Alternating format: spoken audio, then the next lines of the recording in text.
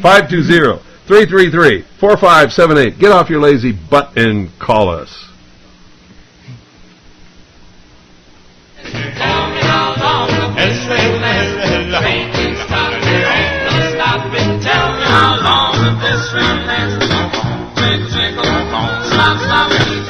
Good evening. You're on the air. Hi, Mr. Cooper. Hello.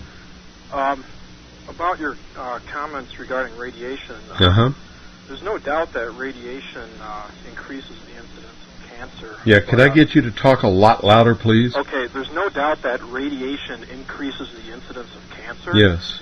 But a lot of things have happened in the century that make comparison, basically cancer incidence comparisons to the past difficult.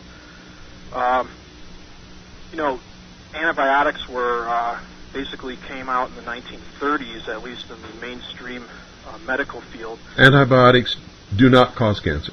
No, I'm not saying that. What I am saying is that. Then let's make your examples applicable to the subject that we're talking about, because people who are listening will think that that's what you're saying. No, what I'm saying is that, let's say in 1910, somebody might die of pneumonia at age 35 instead of living to age 70 and then being diagnosed with cancer. Same thing. Whoa. That's bullshit.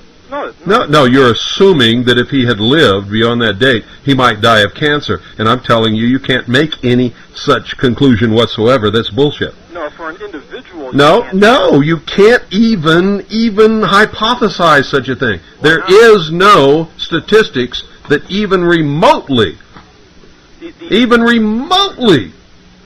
assume that what you said is correct. What I'm saying is that the incidence of cancer... I know exactly what you're saying, and what I'm telling you is that the example that you gave is absolute bullshit. Well, if you believe that the incidence of cancer goes up as you age, then if you die of something... I don't believe that at all, necessarily. Okay, I believe that. So, well, that's okay, but that's a belief. Make sure that you let the audience know that that's a belief. Sure, and if you let them know that that's a belief, and this is your opinion, then you can build on that on this show. But if you try to present it as some kind of a fact or something that everybody is supposed to believe, then you can't. Right, and some people may not believe that. Other people do believe that. At least most mainstream physicians do believe that. Now, how can you support that?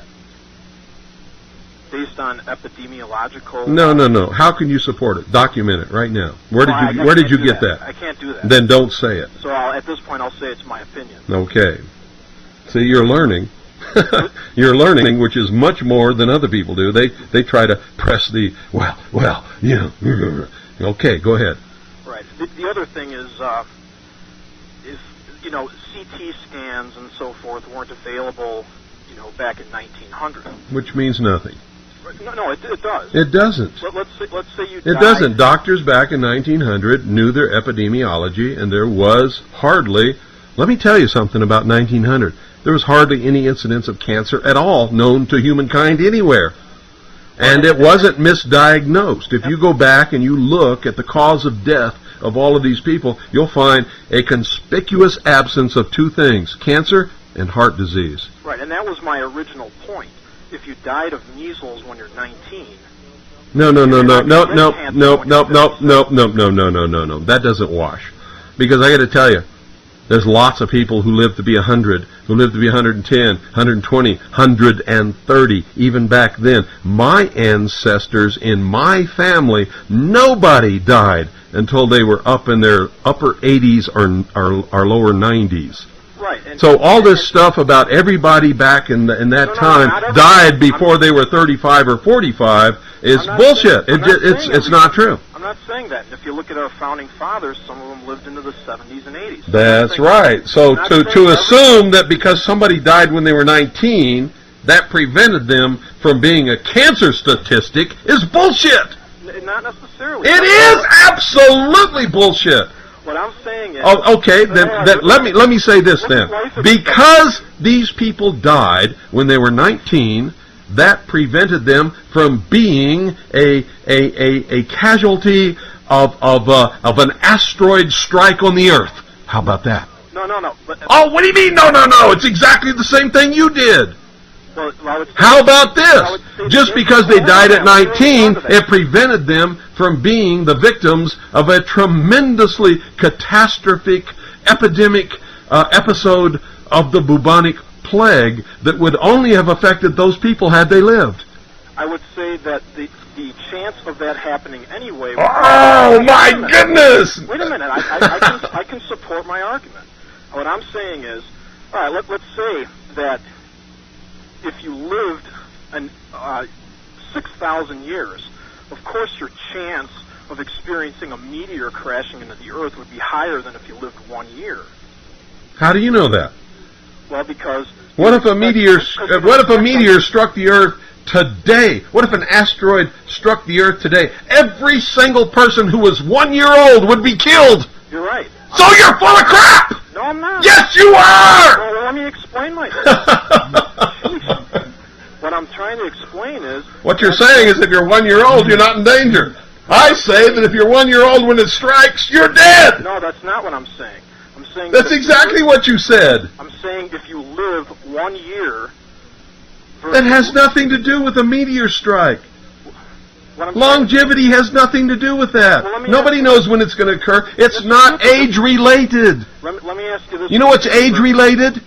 Dying of old age. That's what's age-related. Nothing else is. Let me ask you this. If you lived 3 billion years... This is fun. ...versus living 1 year, do you think maybe the chance that you've experienced one meteor hitting the Earth might be higher?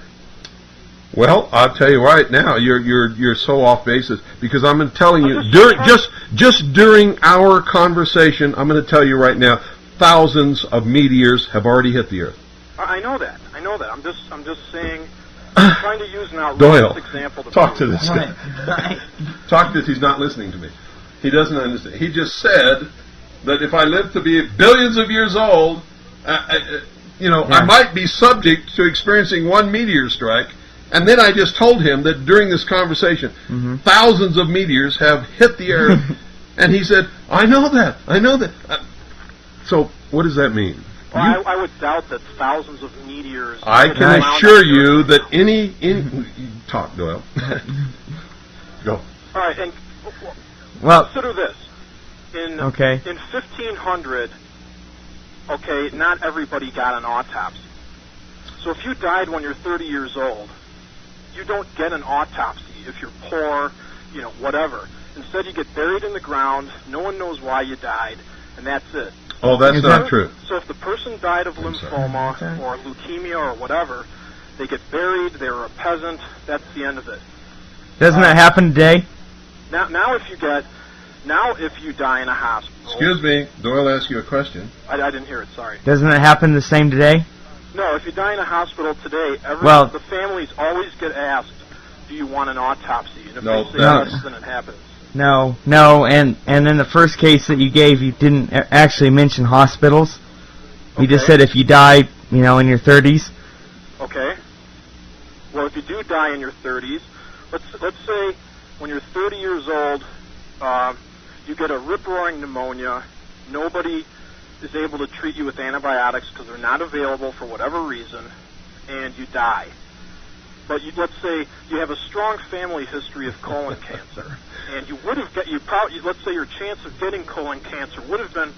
I got to break in here. I got to tell you this: if you and I were sitting in a living room in front of a roaring fire in the middle of winter, I would love this conversation over a bottle of really good old scotch.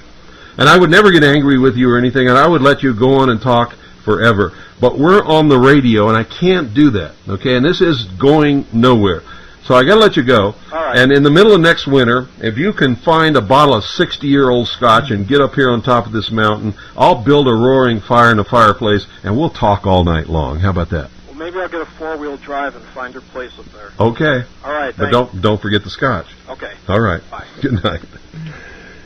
I'm not trying to put him down, and that was not my intent. It just wasn't going anywhere, and it didn't really... Did it, Doyle? Did you see any redeeming value in that whole thing? No. Okay.